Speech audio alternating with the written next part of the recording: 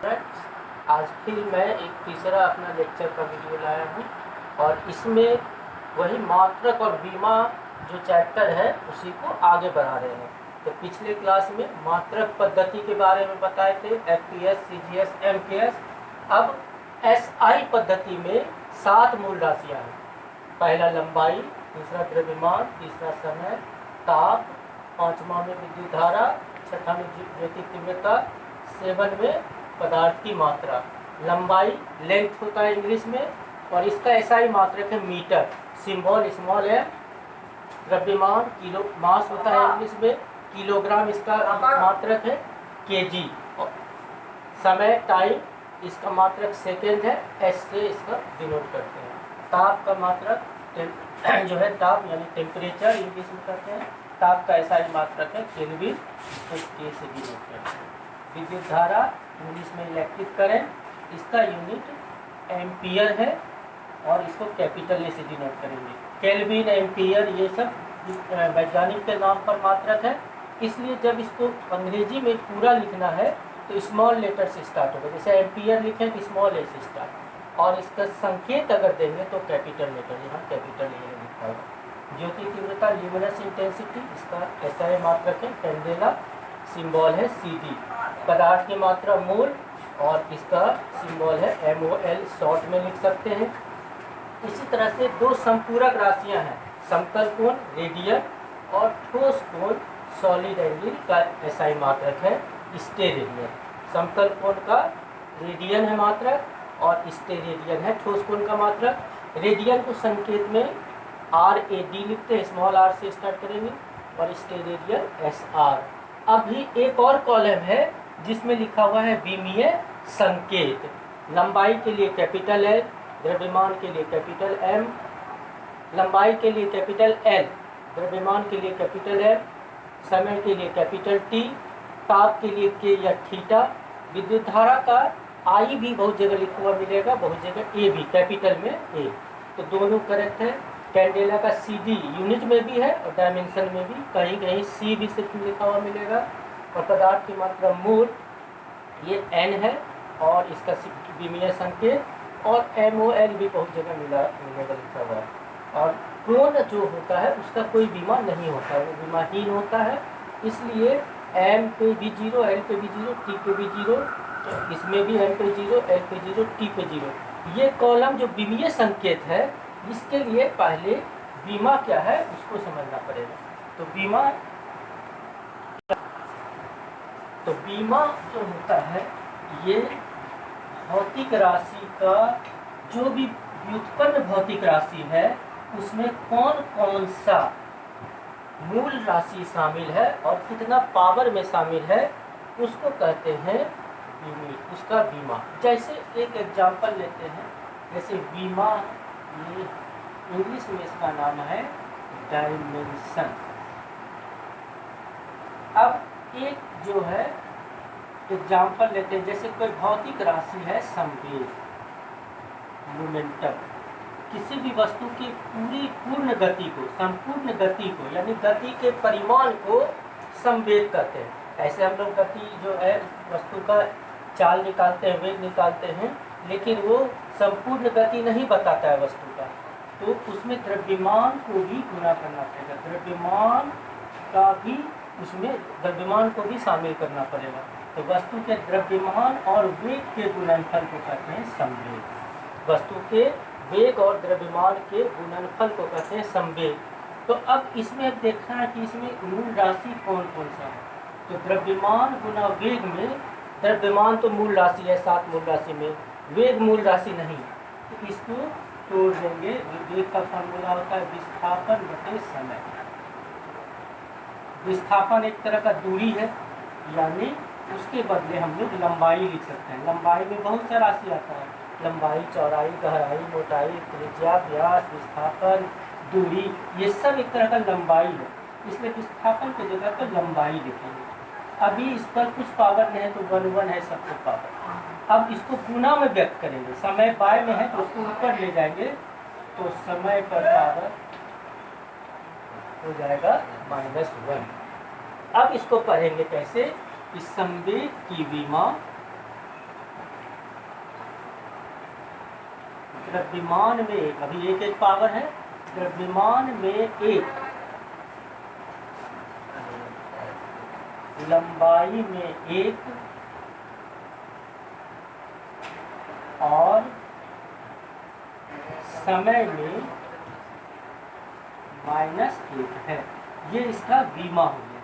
तो बीमा का परिभाषा लिख सकते हैं, किसी भौतिक राशि को मूल राशियों के गुणनफल में व्यक्त करने पर मूल राशियों पर आने वाले घात यानी पावर को संबंधित मूल राशियों में भौतिक राशि की बीमा कहते हैं। बीमा का यही अर्थ हुआ। अब इसमें एग्जाम्पल में यही संवेग वाला दे देना है। संवेग का अभी ढेर सारा बीमा निकालने बताएंगे, तो अभी संवेग का बीमा इसी तरह से निकल जाएगा। दूसरा टर्म बीमीय व्यंजक, डायमेंशनल एक्सप्रेशन, या इसी को कहते हैं विमीय सूत्र। विमीय सूत्र, डायमेंशनल फॉर्मूला, विमीय सूत्र। अब संवेग का बीमा निकल गया है, तो उसके लिए उसको संकेत के रूप में व्यक्त करते हैं। तो संवेग का जो फॉर्मूला आया, संवेग का बीमा, उसके लिए फॉर्मूला है, तो संवेग का किसी भी भौतिक राशि को किसी भी भौतिक राशि के बीमा को एक बड़े ब्रैकेट के अंदर, एक बड़े कोष्ठक के अंदर जो संबंधित मूल राशियाँ हैं उन पर उचित घात देकर दर्शाया जाता है। जो किसी भी भौतिक राशि की बीमा को एक बड़े ब्रैकेट के अंदर, एक बड़े कोष्ठक के अंदर संबंधित मूल राशियों के विमीय संकेत के ऊपर उचित घात देकर दर्शाया जाता है, जिसे इस भौतिक राशि का विमीय व्यंजक या विमीय सूत्र कहते हैं। अब जैसे हम संवेग का विमीय सूत्र लिखना है, संवेग का विमीय व्यंजक, तो एक बड़ा ब्रैकेट ले लेना है। और संवेग में आया था द्रव्यमान में एक, तो द्रव्यमान का संकेत एक है, इसको एक लिख देंगे। लंबाई का विमीय संकेत कॉलम में दिया हुआ है, तो बड़ा एल, और समय का बड़ा टी। यही हो गया संवेग का विमीय व्यंजक। एक एक पावर नहीं भी शो करेंगे तो वो समझ लिया जाएगा, इसलिए एक एक पावर हटा दिए, सिर्फ -1 वाला रहने दिए। तो संवेग का विमीय व्यंजक या विमीय सूत्र हो गया MLT-1। ये इस तरह से विमीय व्यंजक हो गया। अब इसमें एक और टर्म है विमीय समीकरण। तो समीकरण में दो पार्ट होता है, दो बराबर के दोनों तरफ एक एक व्यंजक होता है। तो बराबर के बाया तरफ को कहते हैं LHS, बाया पक्ष, और बराबर के दाहिने तरफ को कहते हैं दाया पक्ष। तो समीकरण में बराबर तो होगा ही। तो विमीय समीकरण में LHS में भौतिक राशि जिसका बीमा लिखना है उसका संकेत होता है या भौतिक राशि होता है, और RHS में इसका विमीय व्यंजक होता है। यानी विमीय समीकरण वह समीकरण है जिसका LHS एक भौतिक राशि या इसका संकेत, और RHS में इस भौतिक राशि का विमीय व्यंजक होता है या विमीय सूत्र होता है।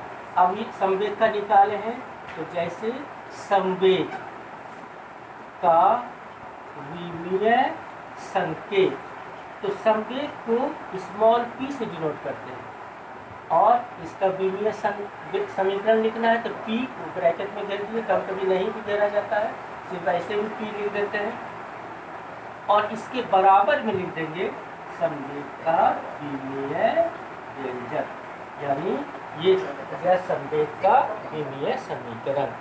तो ये बीमा से संबंधित 3 टर्म।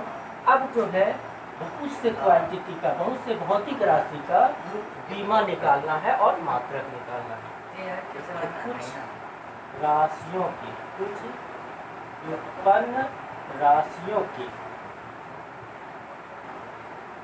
मात्रक एवं विमीय व्यंजक प्राप्त करना। ये इसमें पहला है क्षेत्रफल, एरिया। तो क्षेत्रफल किसी भी तरह का हो, उसका फॉर्मूला होगा लंबाई गुना चौड़ाई। तो चौड़ाई भी एक तरह का लंबाई है, यानी ये हो गया लंबाई का स्क्वायर। अब जितना पद्धति है सब में इसका मात्रक करना है। तो क्षेत्रफल का FPS मात्रक, FPS मात्रक जो फॉर्मूला है क्षेत्रफल का, ये सिर्फ लंबाई में है, लंबाई के स्क्वायर में। तो FPS में जो संकेत सिर्फ लंबाई को व्यक्त करता है, सिर्फ वही लेना है। तो पहला लेटर लंबाई को व्यक्त करता है, तो इसमें सिर्फ लंबाई के लिए F है। F का मतलब फीट, उसका सिंबल है FT, तो FT का स्क्वायर। क्षेत्रफल का CGS मात्रक लिखना है। CGS में भी लंबाई वाला चुनेंगे, ये पहला लेटर जो कि लंबाई व्यक्त करता है और सेंटीमीटर है, तो CM इसका सिंबल है, तो CM स्क्वायर। क्षेत्रफल का MKS या SI, दोनों में मीटर ही है लंबाई का, पहला अक्षर लंबाई का M, SI पद्धति में भी लंबाई का मीटर ही है, इसलिए इसका हो जाएगा मीटर स्क्वायर। अब क्षेत्रफल का विमीय व्यंजक, तो विमीय व्यंजक इससे भी लंबाई है, तो L लंबाई का विमीय संकेत L है, तो L पे 2 लिख के ब्रैकेट दे देंगे। तो कम से कम 3 मूल राशियाँ दिखाना अगर रहे तो M, L और T, तो M और T इसमें नहीं है, तो दोनों के 0 पावर लेना पड़ेगा। 0 पावर का मतलब वो चीज़ उसमें नहीं है। क्षेत्रफल में सिर्फ लंबाई पर 2 पावर है, और यही पावर विमा कहलाया। तो ये क्षेत्रफल का विमीय समीकरण हो गया, विमीय व्यंजक हो गया, और ये क्षेत्रफल का विभिन्न पद्धति में मात्रक हो गया। अब इसी तरह से दूसरा निकालेंगे आयतन। तो इसको देख लीजिए, इसको नोट करना है, देख लीजिए।